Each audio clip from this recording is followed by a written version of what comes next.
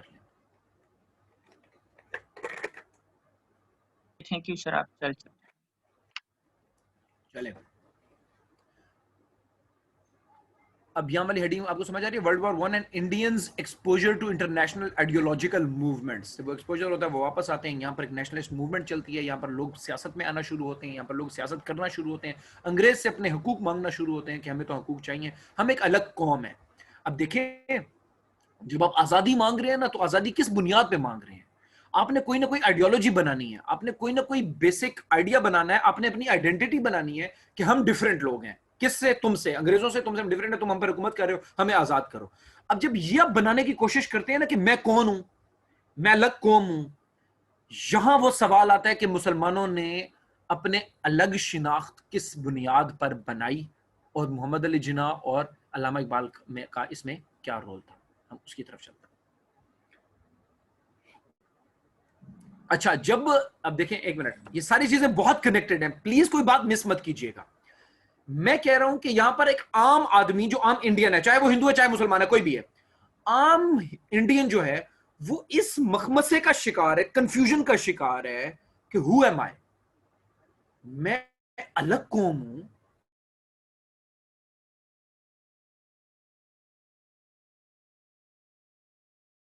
ये चाहिए मैं खुद पर हुकूमत करूं। ये कौन होता है मुझ पर हुकूमत करने वाला? जब वो ये अपनी आइडिया को, अपनी आइडेंटिटी को तलाश कर रहा है कि मैं कौन हूं, मेरी क्या हैसियत है, इसी दौरान अंग्रेज हमारे साथ क्या बिहेव कर रहा है? अंग्रेज डिवाइड एंड रूल की पॉलिसी अपनाई हुई है। अंग्रेज पूरी कोशिश कर रहा है कि मुसलमान और हिंदू एक ना हो, बल्कि अलग अलग रहें। क्यों? क्योंकि अगर वो एक हो गए तो मेरे खिलाफ बड़ा महाज खड़ा कर देंगे, इनको अलग अलग रखो। वो क्या करता है? वो देखता है कि हिंदू तो बहुत बड़ी मेजोरिटी में है, मुसलमान माइनॉरिटी में है, तो मुसलमानों को थोड़ा सा और प्रेशर दो, थोड़ा सा और उनका साथ दो, ताकि वो इन हिंदुओं के खिलाफ हो जाएं। उन्होंने क्या किया? उन्होंने सर सैयद को पेट्रोनाइज करना शुरू कर दिया। सर सैयद को कहा कि बिल्कुल हम तुम्हारे साथ हैं, तुम बिल्कुल मुसलमानों के लिए मेहनत करो। इसी तरह मुस्लिम लीग बन रही थी, तो उन्होंने मुस्लिम,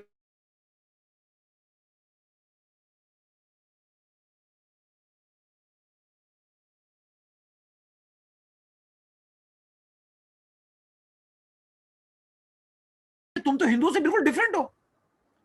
हिंदू को कहता था तुम तो मुसलमानों से बिल्कुल डिफरेंट हो, देखो तुम लोग अलग खाते पीते हो, तुम्हारा अलग मजहब है, तुम्हारे अलग कौमें हैं, तुम तो बिल्कुल डिफरेंट हो एक दूसरे से। ये अंग्रेज की कोशिश थी कि वो अलग अलग रखे। सिर्फ बताता नहीं था, बल्कि वो बिहेव भी इस तरह से करता था। कहीं पर हिंदू को नौकरी देता था, मुसलमान को नहीं देता था। कहीं मुसलमानों को पेट्रोनाइज करता था, हिंदुओं को नहीं करता था। तो ये बताने के लिए, जताने के लिए कि तुम लोग तो बिल्कुल डिफरेंट हो। और इसी टाइम पे मैंने आपको पहले बताया कि इंडियन ये सोच रहे कि मैं कौन हूं, और उस पर हेजेमोनिक पावर जो थी, जो ब्रिटिश थे, वो ये मेहनत कर रहे हैं कि तुम बिल्कुल डिफरेंट हो हिंदू से, और हिंदू को कह रहे हैं तुम बिल्कुल डिफरेंट हो मुसलमान से। यहां वो वाली आइडिया, आइडेंटिटी पनपती है, यहां वो वाली आइडिया, आइडेंटिटी जोर पकड़ती है कि मुसलमान तो हिंदू से बिल्कुल अलग है, और इसको तो अलग मुल्क चाहिए। हम अपने पॉइंट पर आ गए हैं ना, कि कहां से वो बात शुरू हुई कि मुसलमान हिंदू से अलग है और उसको अलग मुल्क चाहिए, कि मुसलमान खुद भी ये सोच रहा है कि मैं कौन हूं, आइडेंटिटी की क्राइसिस का शिकार है, और बरतानवी उसको ये बता रहा है कि तुम तो बिल्कुल अलग हो हिंदू से, और वो ये इस नतीजे पे पहुंचता है। और अच्छा, वो बिहेव भी, जो बरतानवी राज है वो बिहेव भी इस तरह से कर रहा है, और हिंदू का बिहेवियर भी इस तरह से है, तो मुसलमान इस नतीजे पर पहुंचता है कि हाँ, मैं एक अलग को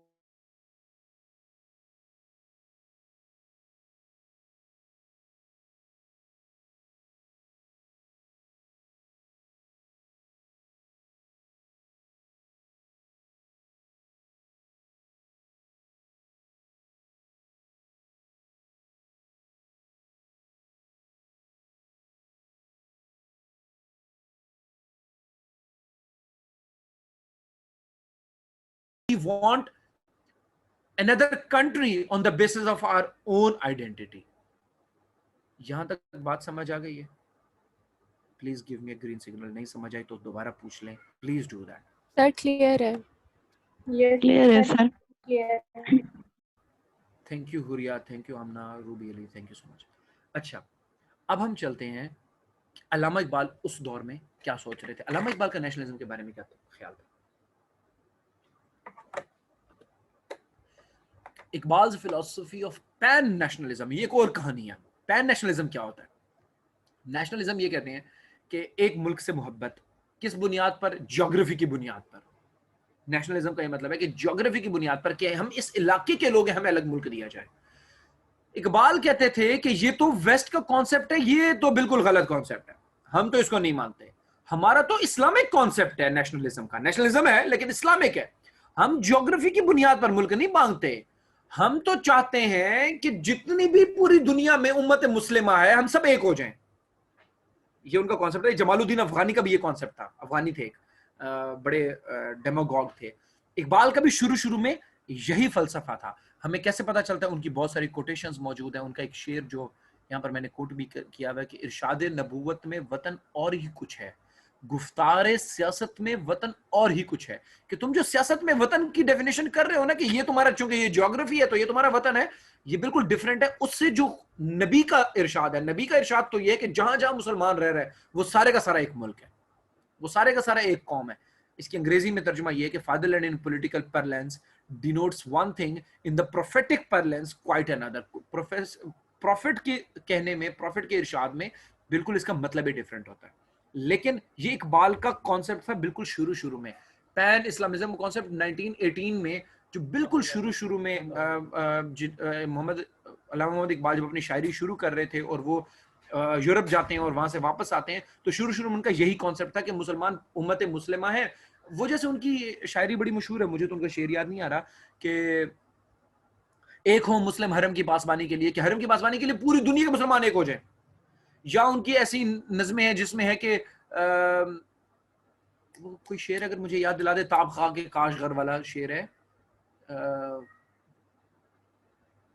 यही है मेरे पास, एक हूँ मुस्लिम हरम की पासबानी के लिए, और आगे यस कुछ सर, लिखा यही था है, यही है sir. From some place to ताब खा के काशगर, बहुत मजे का एक शेर है जिसमें वो ये कहते हैं कि वहां से लेकर वहां तक तमाम के तमाम मुसलमान इकट्ठे हो जाएं।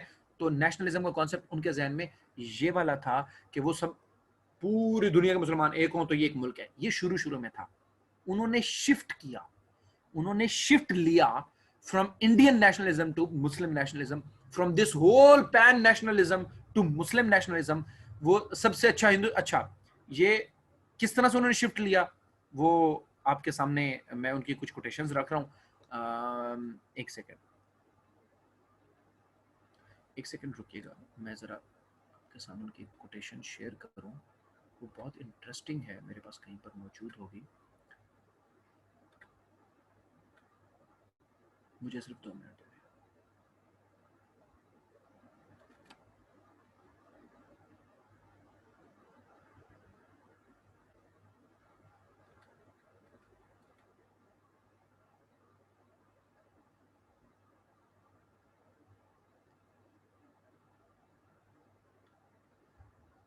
हाँ,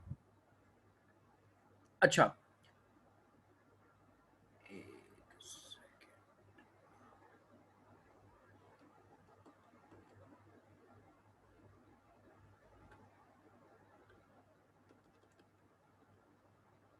एक तो उनका ये कॉन्सेप्ट था। दूसरा कॉन्सेप्ट उनका ये था, आई एम रियली सॉरी यार, मैंने नाश्ता नहीं किया और मेरी एनर्जी लो हो रही है।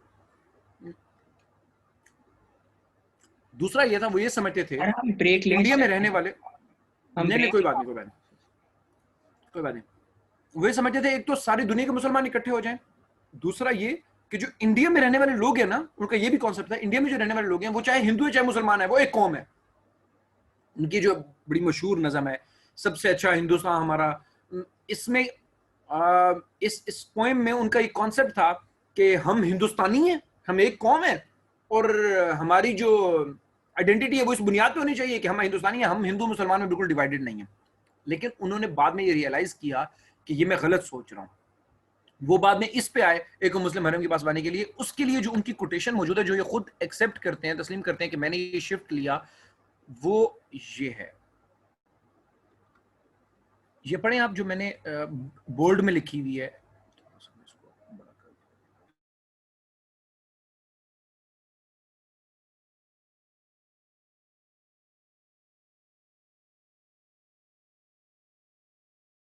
Of the view that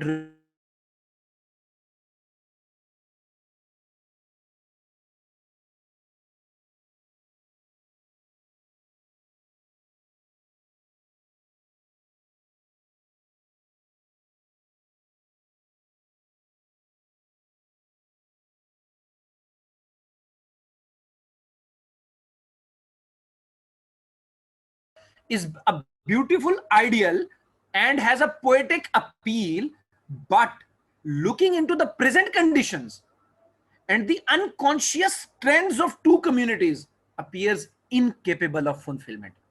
कि लेकिन अगर हम ग्राउंड को देखें, ग्राउंड रियलिटीज को देखें, तो दोनों कम्युनिटीज का जो ट्रेंड है वो इस खूबसूरत आइडियल को फुलफिल नहीं कर रहा और नहीं लगता कि फुलफिल कर लेगा. खूबसूरत आइडियल क्या है कि कॉमन नेशन हुड हो, ये नहीं हो सकती है. इन्होंने शिफ्ट लिया, इकबाल की फिलॉसफी में ये वाला शिफ्ट बहुत मशहूर है कि पहले वो उस तरह से सोचते थे, फिर वो इस तरह से सोचने लग गए.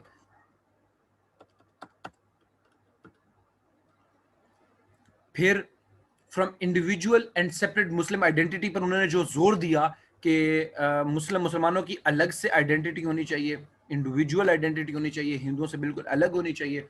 उसके लिए एक दो कोटेशंस आप लोगों के सामने मैं रख रहा हूँ, ये आप लोग देख लो. उसमें है we suspect each others in attentions and inwardly aim at dominating each other. हम दोनों कम्युनिटीज एक दूसरे पर शक करते हैं और एक दूसरे पर डोमिनेट होने की कोशिश करते हैं. Perhaps in the higher interest of mutual cooperation, we cannot afford to part with the monopolies which the circumstance have placed in our hands and conceal our egoism under the cloak of nationalism. Outward simulating a large-hearted patriotism, but inwardly as a narrow-minded, as a caste or a tribe. Perhaps we are unwilling to recognize that each group has a right to free development according to its own cultural tradition. आपको यहाँ पर वो shift नजर आ रहा है कि वो बार बार कह रहे हैं कि हम इकट्ठे नहीं रह पा रहे हैं, ये मुश्किल हो रहा है हमारे लिए. किस बुनियाद पर मुश्किल हो रहा है, क्यों हो रहा है? क्योंकि अंग्रेज मेहनत कर रहा था ना. आपने देखा कि अंग्रेज मेहनत कर रहा था आपको डिवाइड करने की, और आम आदमी उसमें डिवाइड हो भी रहा था, एक दूसरे के लिए नफरतें बढ़ भी रही थी, हम एक दूसरे पर डोमिनेट करने की कोशिश कर रहे थे. इस तरह इलाहाबाद का एड्रेस जो उनका था उसमें एक बड़ी मशहूर कोटेशन थी, the various caste units and religious units यानी मुसलमान और Hindu in India have shown no inclination to lose their individualities in a large whole.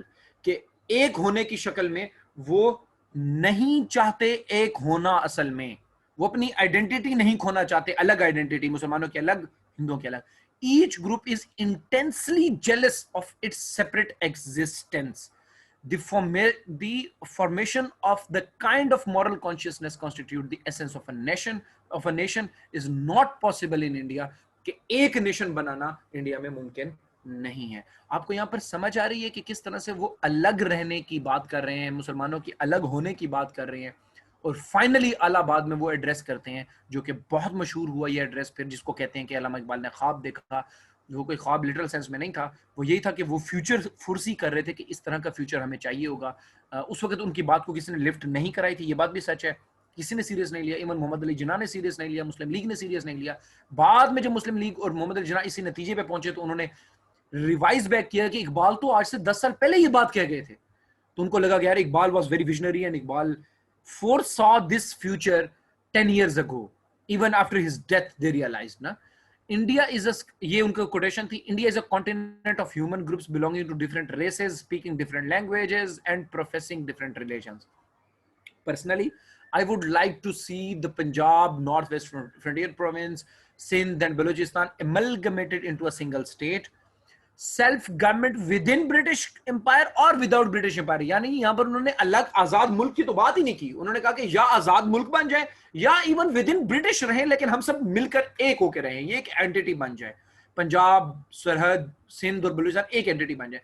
The formation of a consolidated north West Indian Muslim state, ये एक state बने जो north West Indian Muslim state कहलाए.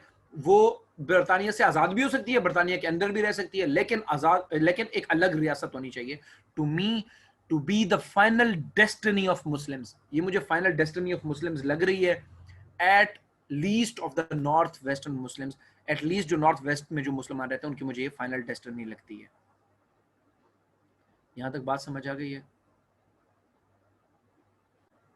जी sir, clear है. All right.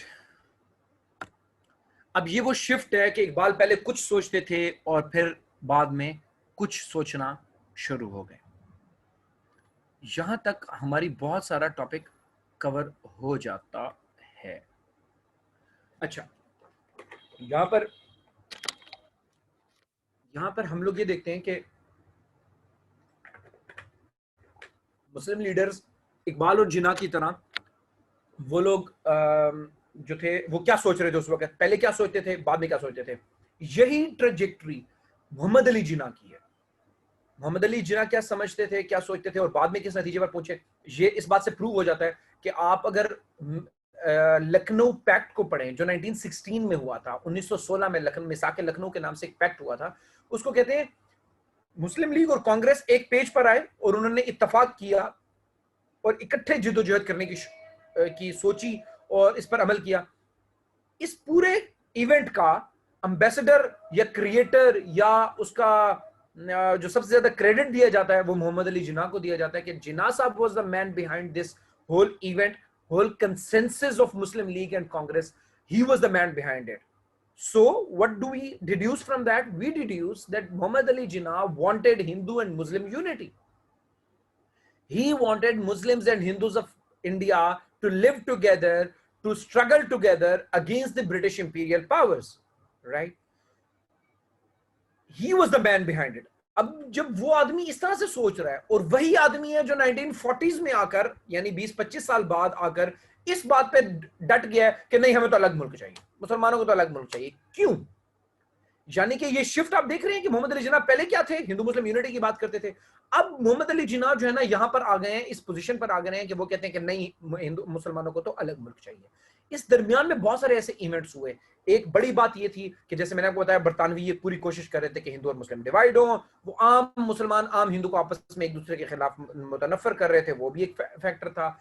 एक factor ये था कि जो कांग्रेस में जो राइट विंग जो शिद्दत पसंद विंग था, कांग्रेस में भी मुख्तलिफ विंग थे, एक विंग वो था जो चाहता था कि मुसलमानों के साथ मिलकर काम किया जाए, लेकिन इंडियन नेशनल कांग्रेस में एक विंग वो था जो नहीं चाहता था कि मुस्लिम लीग को अलग शिनाख्त के तौर पर लिया जाए, मुसलमानों को अलग शिनाख्त दी जाए। वो कहते थे कि नहीं सब लोग एक हैं, हम पूरी एक कौम है। तो वो ये बात देख ही नहीं रहे थे कि हम लोगों के दरमियान इतनी नफरतें बढ़ चुकी हैं कि अब हम एक कौम नहीं रहे हैं, अब हमें आपने मुसलमानों को तस्लीम करना होगा, सिखों को तस्लीम करना होगा, हिंदूज ने। तो वो ये नहीं देख रहे थे, वो कहते थे कि नहीं ऐसे तो हम बढ़ जाएंगे, ऐसे तो हम डिवाइड हो जाएंगे, तो हम लोग तो एक ही कौम है।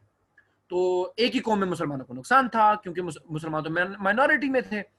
इस तरह से तो सारी जिंदगी मेजोरिटी में हिंदूज रहते और हिंदू और मुसलमान आपस में एक दूसरे से इतनी ज्यादा नफरत करने लगे थे कि वो कभी भी हिंदुओं की मेजोरिटी बर्दाश्त नहीं कर सकते थे।